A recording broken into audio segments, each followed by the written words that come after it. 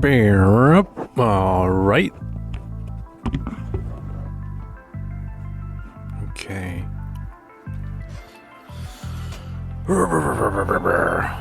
Hey everybody, Zoe Dune here with the second episode to my new podcast.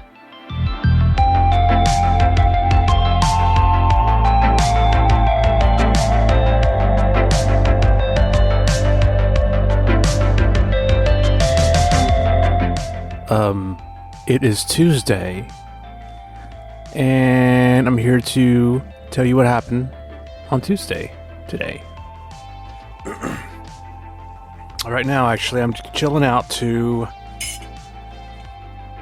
a messy desk. I've got stopped by the store.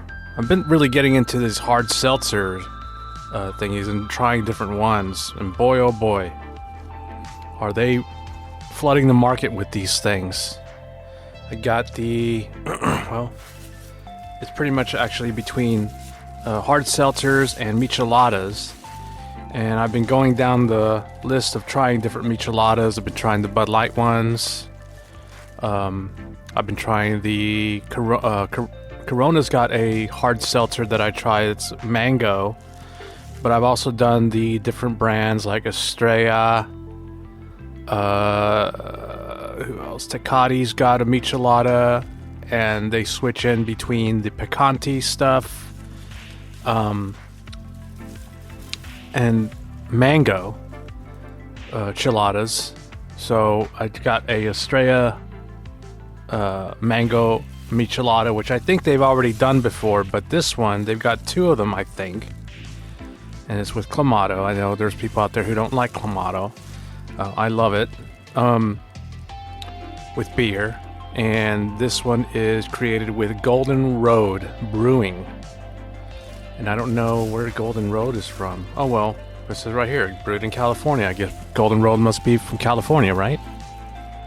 Mango Michelada is a delicious twist on a classic Mexican staple, inspired by Estrella Jalisco's culture and the Mexican mango cart vendors in LA. Golden Road Brewing created a mango flavored beer blended with clamato picante and brewed in LA. This distinctive blend delivers a spin on the classic michelada flavor with a unique and authentic LA twist. I love that. That's awesome. That is cool. I'm all about that. Then I got a Dos Equis Ranch Water, which is hard seltzer, classic lime. So I'm sipping on that.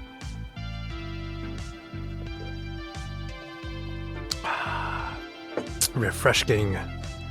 To go with my, I did the mango michelada to go with my salad. I was craving salad today, and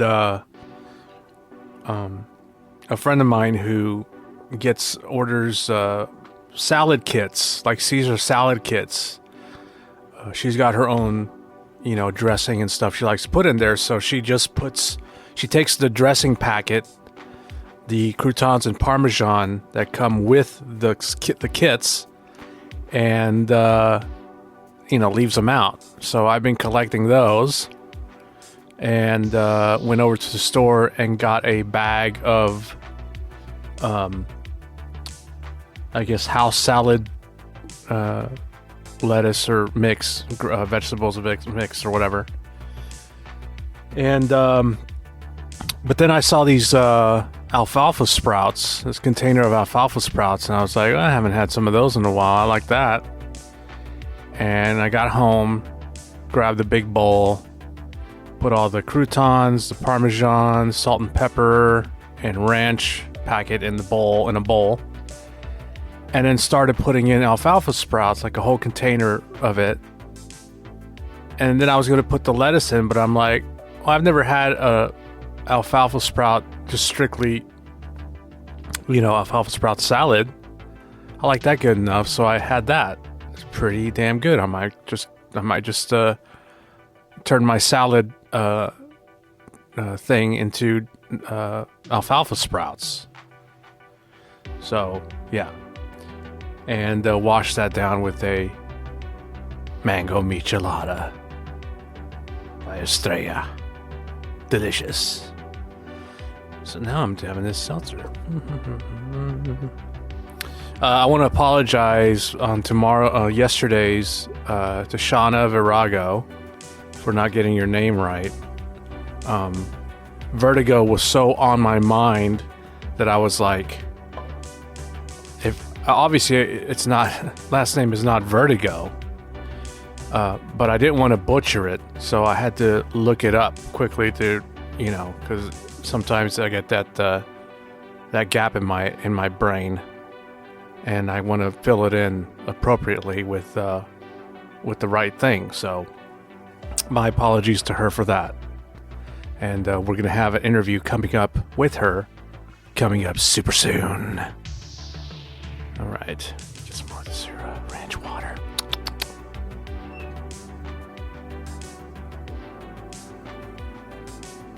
Oh, so good. Oh, yeah, also, I had to get some popcorn, too. And I got, what is it?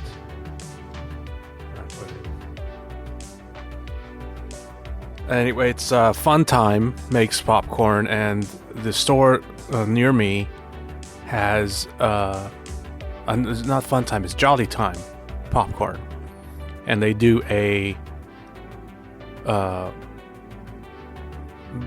think it's like Blaze-O. They got like a spicy popcorn, and they have a extra butter popcorn, and they have a cheese popcorn. And I had to get my burn on, so I got some of that to go with my ranch water. At the beginning, the music you're hearing in the background is BVSMV.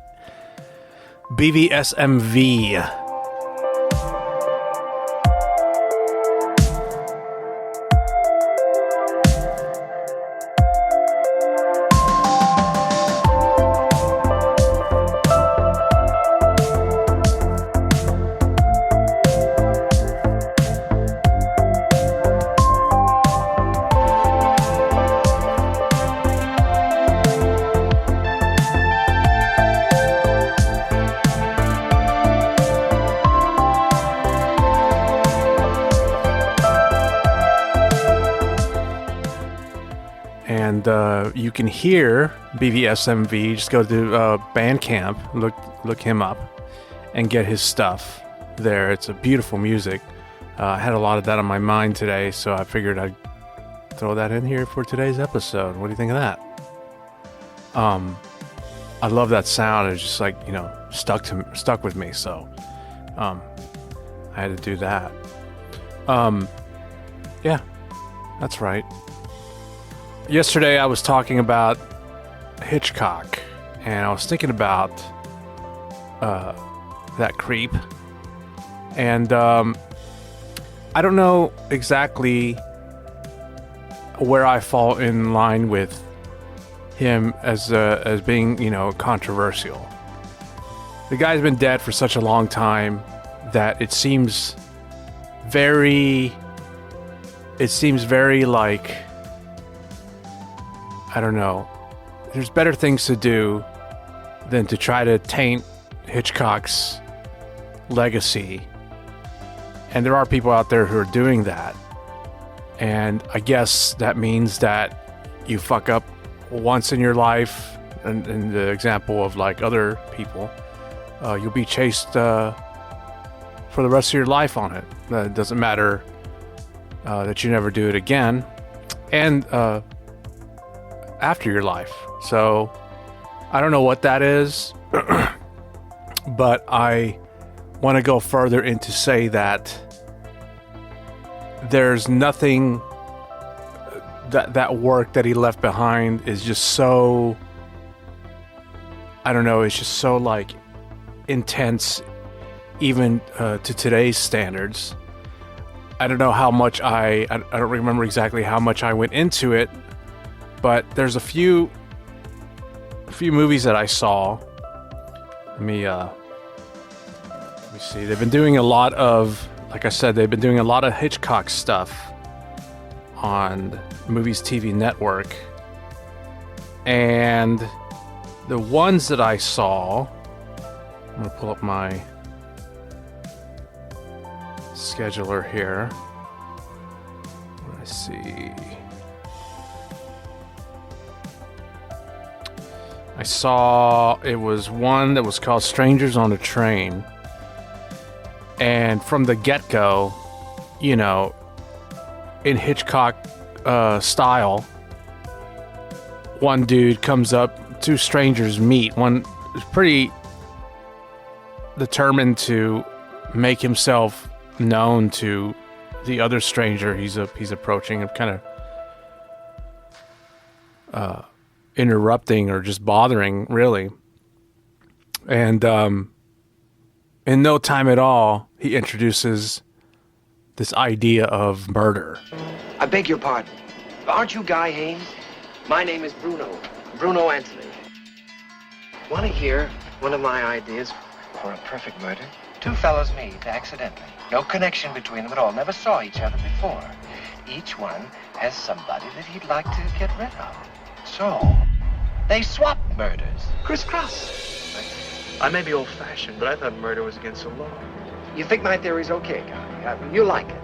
Sure, Bruno, sure. Now, everything didn't go smoothly. She doesn't want the divorce. But you sound so savage, Guy. Sure, I sound savage. I feel savage. I'd like to break her neck. And you're like, and rightfully so, you're like, wow, this guy's what kind of creep is this dude? And the other guy is reacting appropriately. And for some reason, I keep thinking that back in those times, and we're talking like 50s. Let me pull up this thing here. I hate having to look these things up, but you know what? I got the computer right in front of me, so why not, right? Again, I have to be correct on these things. And I need to get a keyboard that's a little bit... 51, that's 1951. You know, my thoughts are that back in that time, you could pretty much get away with anything, even coming up to somebody and suggesting or, you know, describing some murderous plot somehow. And that you didn't have to be that charming to get away with it. Or, you know, to where they wouldn't feel so weird about it. But the guy rightfully is like, all right, weirdo, get away from me, you know, that kind of thing. And then throughout the movie, of course, this guy's a total nutbag. Who the actors... So the character is Bruno Anthony, played by Robert Walker. He's so good in it. Just totally... What? He died the same year that movie came out? Okay, hold on. So I'm looking at IMDb right now. Robert Walker, born in 1918, and then died in 1951? That dude wasn't even 40 yet? Jesus Christ. What the fuck happened to him? Okay. I'll look that up here in a little bit. Wow, that blows my mind. So he was pretty much kind of new on the scene. The fuck did he die of?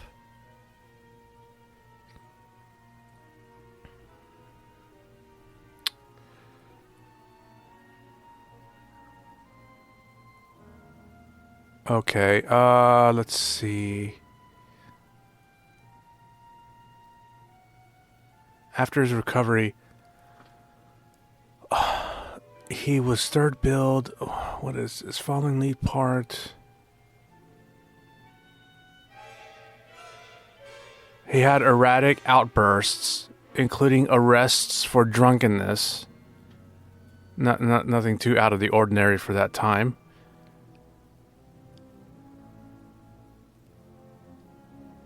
He was committed to a sanatorium. What the fuck? So, okay. I'm just gonna read.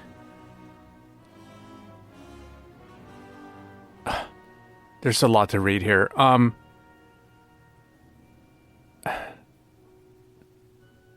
So David O. Selznick was a producer in Hollywood. Big name. Even in, you'll find some jokes here and there in different movies and stuff that mention Selznick. And it's all about how much of a power mover and shaker he was in Hollywood at the time. So apparently it seems that a girl that Robert Walker was married to jumped over to David Selznick, and somehow it would affect his career because, there's just those connections. Okay, Robert regained immediate... Oh my God, I wish I had done some research on this one. Okay, anyway. Let's get to where he died. Okay, so... Let's do it with the movie I'm talking about. Robert happened to be loaned out to Warner Brothers because he was from MGM. He was in contract with MGM when he was handed the most memorable film role of his career, that of the charming psychopath who attempts to trade murder favors with Farley Granger in Alfred Hitchcock's classic thriller Strangers on a Train. Hailed by critics, Robert was mesmerizing in the part and part of the Hollywood elite once again. He had begun filming Paramount's My Son John in 1952, which included Helen Hayes, Van Helfen, and Dean Jagger in the cast when tragedy occurred. Robert had just finished principal photography and was making himself available. So the film was shot. It was done. And was making himself available for reshoots for director Leo McCarey when on the night of August 28, 1951, his housekeeper found him in an extremely agitated state. Failing to calm him down, she panicked and called his psychiatrist, who, upon arrival, administered a dose of sodium amytal, a sedative, which Walker had taken in the past. Unfortunately, he had been drinking as well and suffered an acute allergic reaction to the drug. God damn. Robert stopped breathing and all efforts to resuscitate him failed. His death cut short the career of a man destined to become one of the most charismatic actors in film.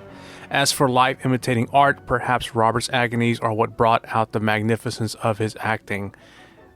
And this is a mini biography by Gary Brumberg. So, I don't know who that is, but it looks like it was just someone volunteered the short bio for this guy. Wow, that's surprising to me. And so I guess, like, without even knowing, now I know. I pretty much watched one of his last, probably his second to last movie. Interesting. Great fucking movie. Great fucking movie. The ending scene with the carousel looks so fucking great. I mean, that was pretty tense. A little over the top, but what do you want from a climax to you know, a creepy ass a creepy Hitchcock movie? And then, what else did I see here? Let me look. Let me look.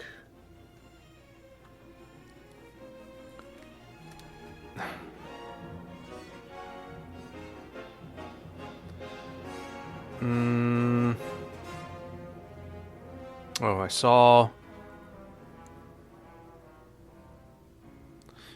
started watching...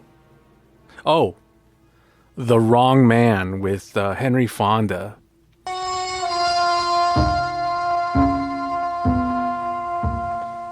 This is Alfred Hitchcock speaking. In the past, I have introduced you to many kinds of people. Murderers, thieves, swindlers, many of them geniuses at the business of crime. Now I'd like you to meet an entirely different person, an average sort of fellow, who leads a very normal life. The big difference is that his story is true. This is Manny Balistrero, tucked away at the rear of the bandstand at the Stork Club in New York. He lived in a simple, routine world. When the lights went out, the fiddle was put away. Then, the same subway, the newspaper, home, to Rose and the kids. Yes, Manny's life was straight and narrow until the night of January the 14th, 1953, when... Is your name Christopher Emmanuel Balistrero? Yes, it is. I want to speak to you. We're police officers. What about? How do you explain it? Made a mistake. And so did the hold-up man. And it happens to be the same mistake. Did you see the man who was in your office on July the 9th in this court? Yes, You stepped down and pointed him out to us? right there.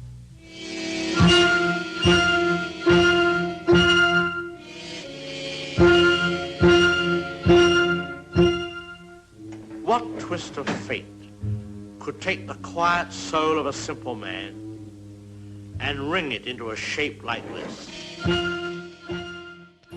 And that was...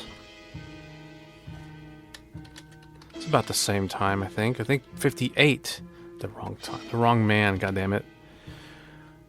56, so I was a little off, but close. 56. It's based on a true story of some dude who was wrongfully jailed for a crime he didn't commit due to mistaken identity by witnesses.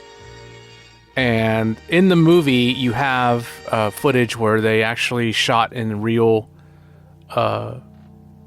prison. And if you've ever gone to jail before, you know the paddy wagon situation when they're transferring you from one cell or one prison to another. Maybe. If you don't, that's the way they portray it here. You don't know. Obviously, you don't know where you're going. But when you get there, you know, they open the thing up and you're in a completely different place that you just have to... You can only just imagine the effort that went into the infrastructure to put something like that together.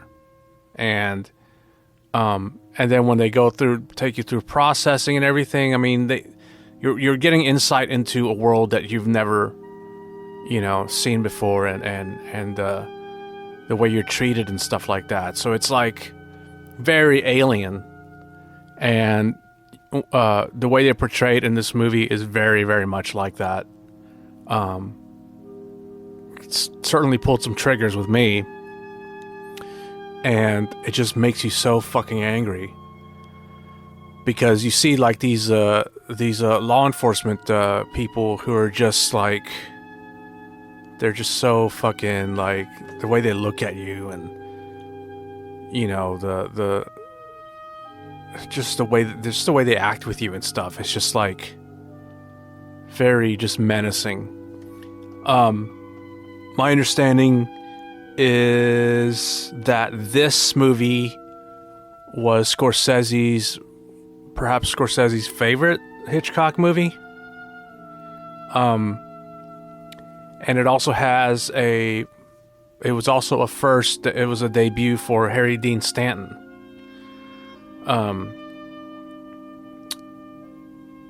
So anyway, Henry Fonda is really great in this. I like his stuff. Those two movies I saw back to back. Kind of, I guess you can say like a Hitchcock double feature of that. I've never seen those before. It's so good. Highly recommend it. In fact, I'll put the Amazon links in the description for this episode. And if you want to support this service, a podcast, anything that I'm involved with here, anything I'm doing here, go ahead and get those from Amazon. And if you don't have an account associated with Amazon for either Prime or Prime Video or anything like that, the link to sign up for that is also in the description. I'll be recommending a lot of these things throughout these episodes. Great fucking shit. And they ran some more. Let's see what else they did. Dial M for Murder. Do you really believe in the perfect murder? Yes, absolutely. On paper, that is. But I doubt if I could carry it out. Oh? Why not? Well, because in stories, things usually turn out the way the author wants them to, and in real life, they don't.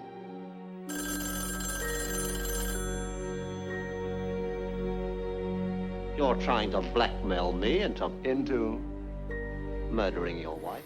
I started watching that, but couldn't finish it because I had some other stuff that I had to do.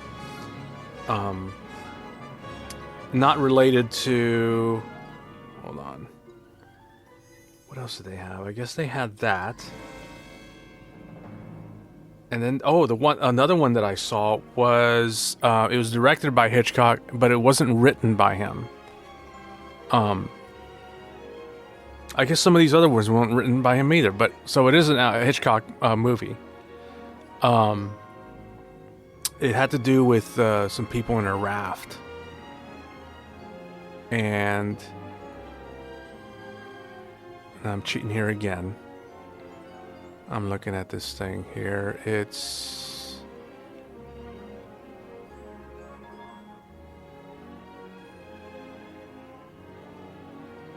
Lifeboat.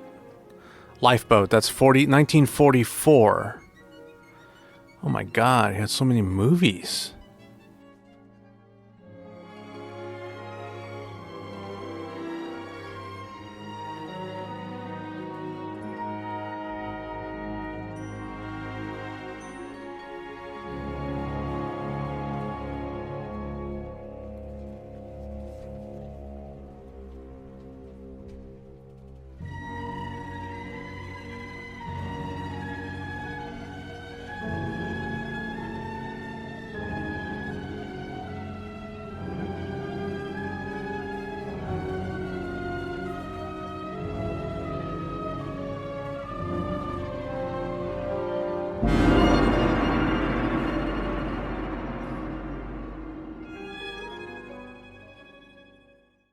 Hey there.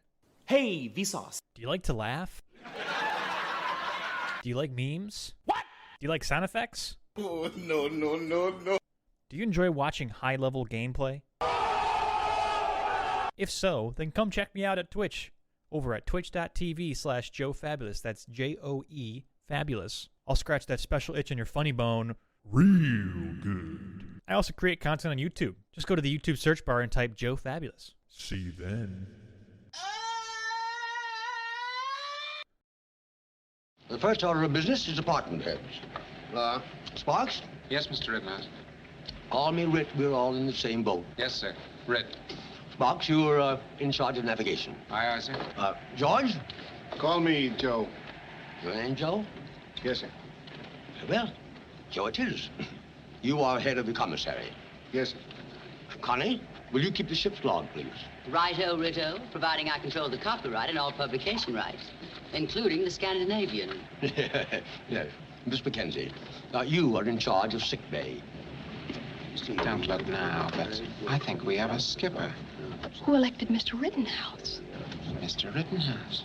Rid to you. You think he's capable? Sure. Till the sail goes up. We never should have let him stay on board. He'll eat our food, drink our water, and double-cross us first chance he gets. What are you afraid of? He's 1 against 7. It was 8 yesterday, or have you forgotten? There's a piece in here about some people that were adrift on a lifeboat for 80 days. Say, maybe we can beat that record. Heaven forbid. We might even get in the newsreels.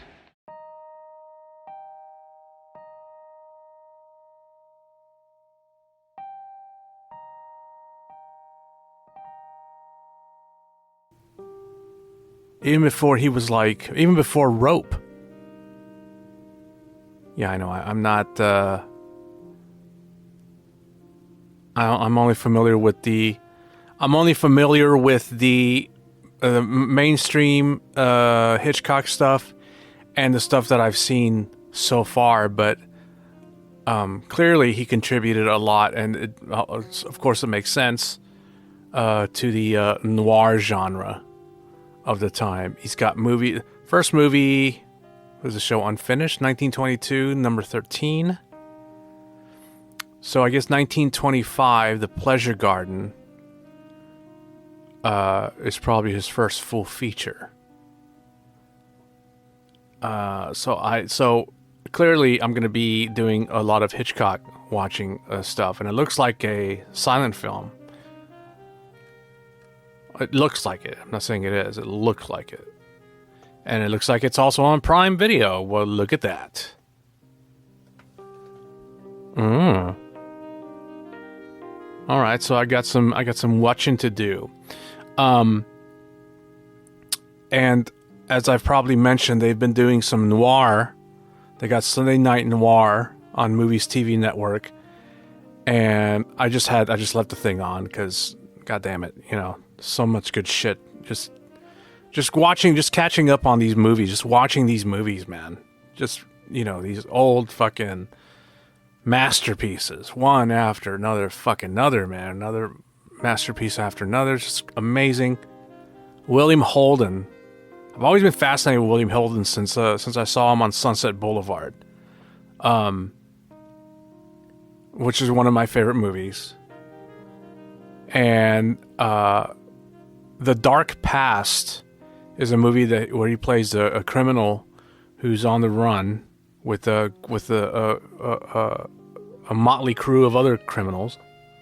Let me get some of this ranch water in me.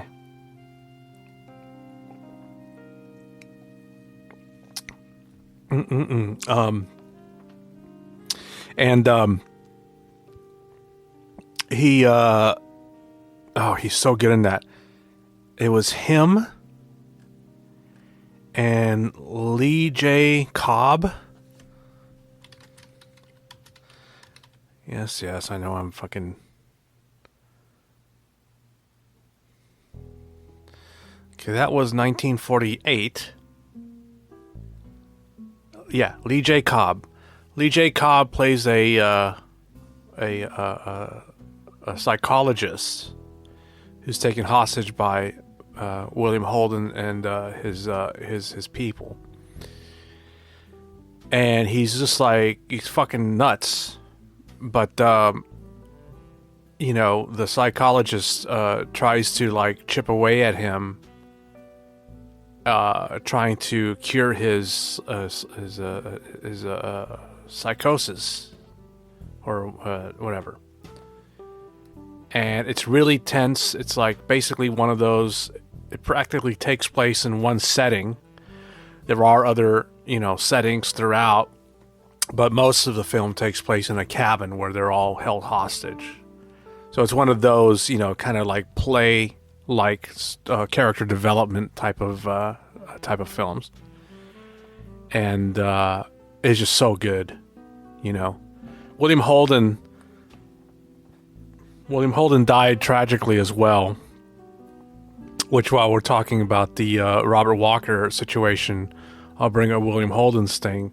Initially, up until recently, I thought that he fucking died of alcoholism. Kind of like what's her name? The Hispanic actor from Jacob's Ladder, who died a few years ago. Yes, I'm looking it up. God damn it.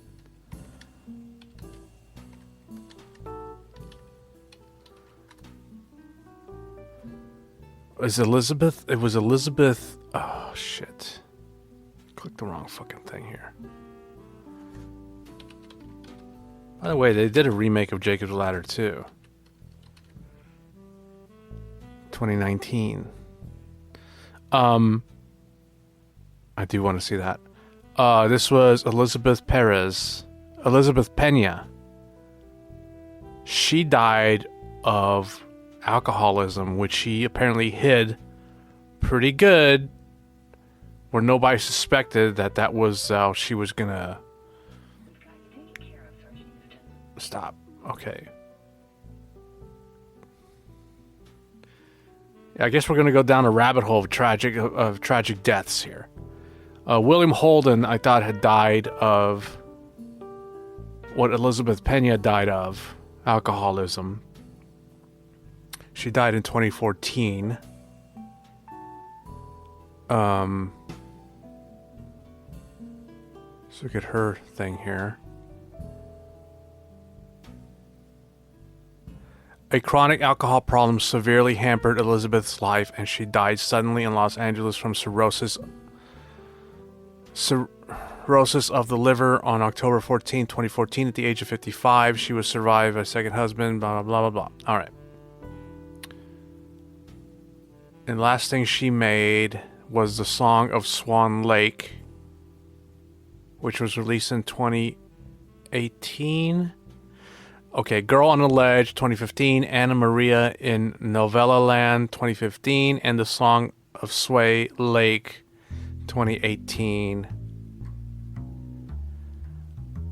And she did a voice for The Incredibles, which was 2004. So, yeah.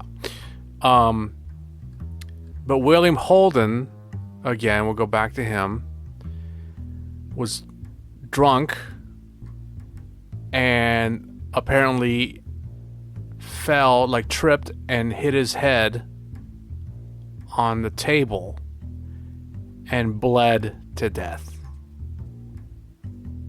So, and I don't know, I think when I heard that he had died, he was like in his mid-60s, I think.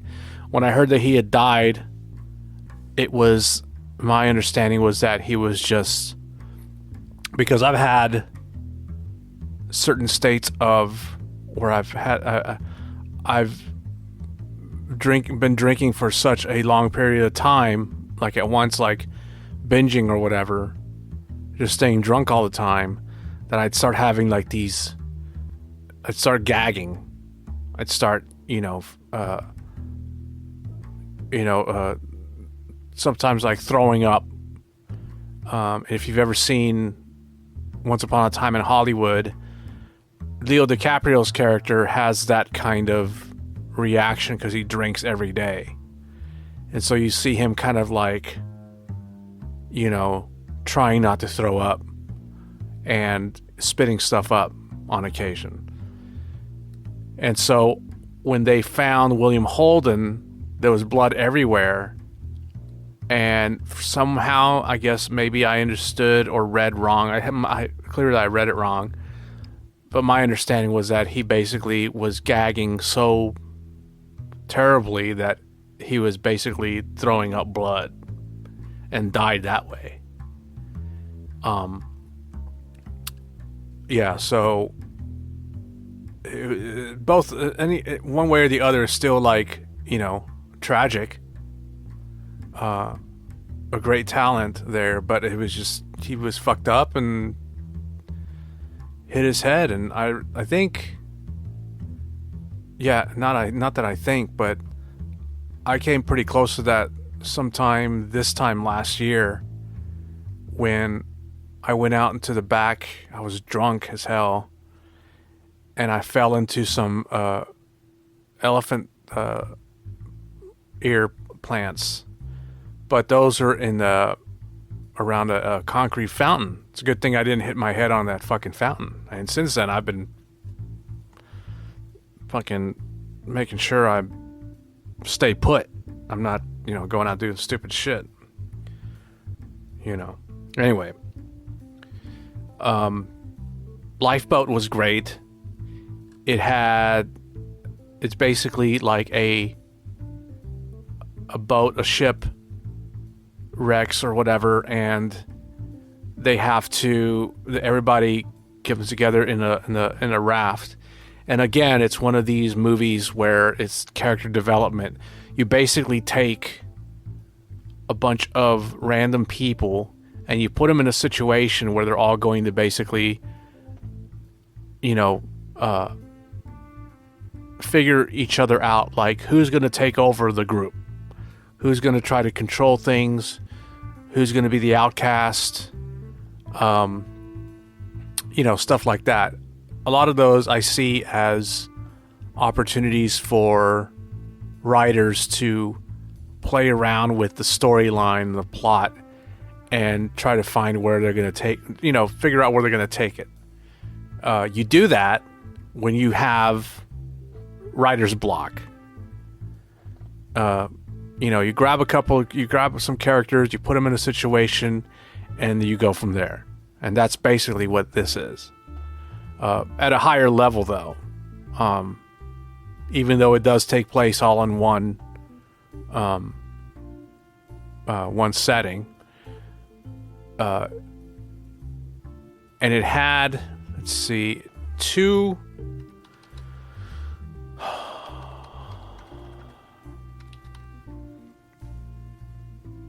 I'm just doing this, guys. I'm just doing this like on the fly, so you'll have to excuse me on the. I mean, what the fuck? What's this podcast for anyway? I'm just sitting here chilling. I'm not doing things. I'm not going by the script. Okay, William Bendix. William Bendix is a guy that I've seen before in some of these noir movies. He was in a noir movie you have to fucking see. And again, I'll put the link in the description for this podcast. And by the way, you'll find this podcast on all your podcast apps, wherever you get your podcasts, sure. But if you really, really want to make sure that you don't miss an episode here, go to pod.co/ZoeDuneCorp and subscribe there. Guarantee that you'll have an episode every time of either, of any podcast. Unless I put it like as private. In which case, and I haven't done that yet. I've done it for one, but it was like a political related thing, and I don't know if I'll make that public or not. I don't know, maybe. But mostly what I'll do is I'll put those as private so that I can share them to individuals. But what I'm going to do is I'm going to put it on my site, ZoeDune.com. And if you become a member, currently at $12 a year, then you'll have access to those. Those will be you'll be able to access those specifically. Some of these episodes I'm going to have members only links set up, because in some cases with some of the interviews I've done, there's some stuff that we don't want to put out there in public. And I've already agreed with one person that I've done an interview with to not even do that. Not specifically that, but I'm saying it right now. They've said some things that were quite revealing that could jeopardize their position. So that's all I'm going to say about that. You won't ever know who that is. I'll tell you that right now. So anyway, I won't even go that far to put that as subscription only. It's just you're just never gonna see that or hear that. Anyway, what the fuck was? Oh yeah. So anyway, go to that pod.co/ZoeDuneCorp and subscribe to the podcast. All right. Anyway, William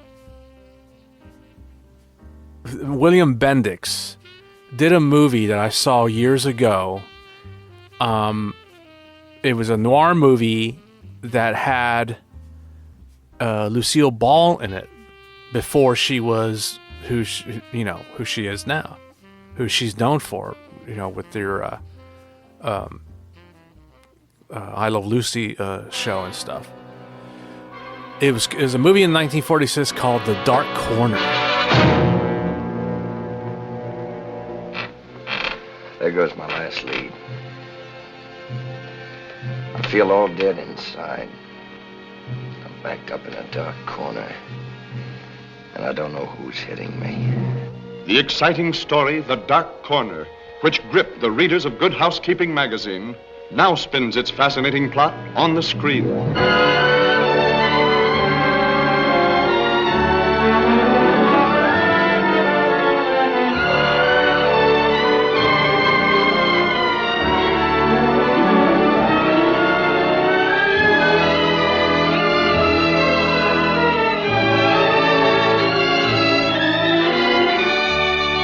These are the players who bring you this widely discussed story of an obsession for beauty that becomes a passion for murder. He loathed her rather intimately, I'm afraid. But he couldn't. I mean, she's too old for him.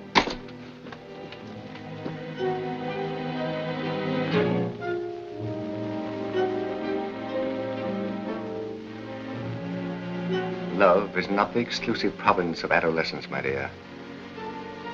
It's a heart ailment that strikes all age groups. Like my love for you.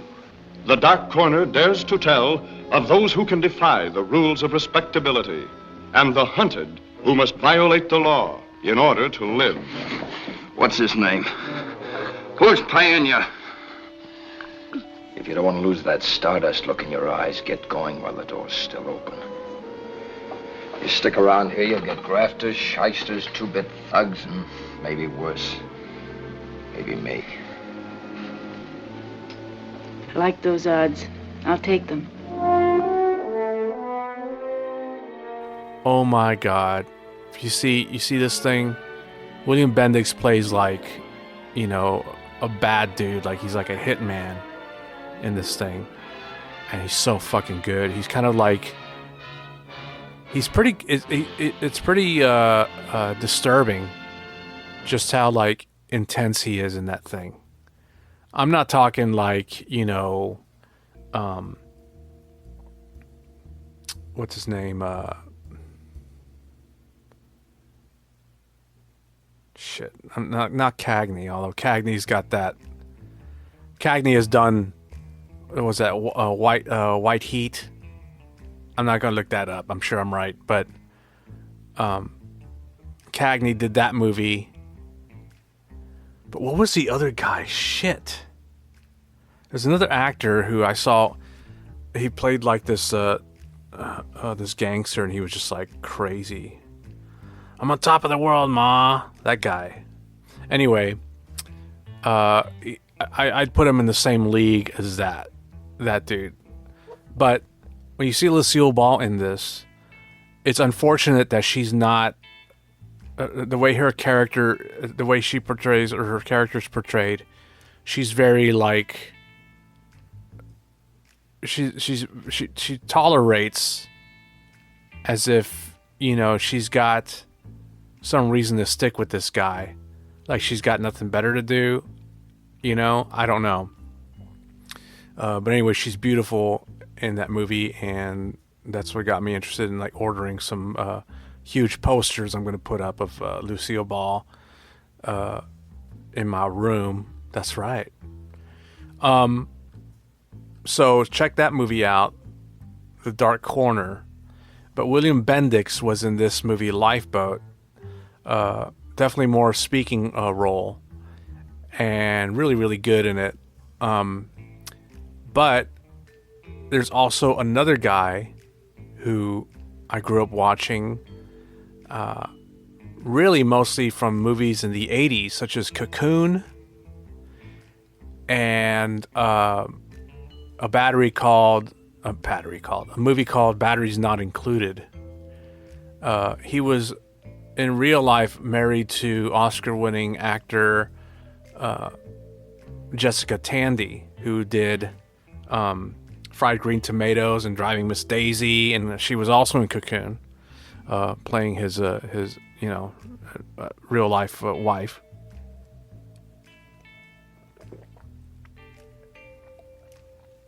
Sorry, I had to get some more of this ranch water. And I think she might have died before he did in real life. I don't know. But he's in Lifeboat. He's really good in that. And that's the first time I've ever seen him in anything where he was, a younger guy. But he's also one of those dudes who is certainly a person of his time who looked, even when he was younger, he was basically very much an old guy. He just had that kind of look on him. But maybe that's just because that's the way that I've always seen him, being that I saw him late in his career. But anyway, Lifeboat, that's a great movie. Again, I said Dial M for Murder. I was really getting into that one. So I need to watch that one again to get it all, because I missed out on a lot. So yeah, man, Hitchcock. What are you gonna do? Just kick back and enjoy the ride. Lean back and enjoy the ride. And then let's see. I guess I don't know what other things are going to be are coming out right now off the top of my head. I'm not sure. I have to watch I still got to watch Pig. I still want to see that. I'm hearing so many good things about it. I just got to check that shit out. Shit. On a Tuesday night, I missed out on... There's a local movie theater that does Trash Tuesdays, and I fucking missed it for the second. They've been doing it for a while, but now... Well, not during the pandemic. They were closed. But they're doing Trash Cinema on Tuesday nights, and I fucking missed it for the second week in a row since I knew that they were doing that. So, god damn it. Oh well. I'll get it next week, I guess. I don't know, things have just been so fucking busy. The other thing is, I would generally I'm focusing more on this platform for podcasts. I have a new episode of Incendiary American that should be going up this Thursday, but it's a good chance that it's not. There just hasn't been much time to add flow to it or establish the establish the episode correctly. So we're gonna pick up on that next week, next Thursday. Let's see here. Yeah, so that's going to happen next Thursday. And hopefully we'll keep it going. I kind of been taking a bit of a break.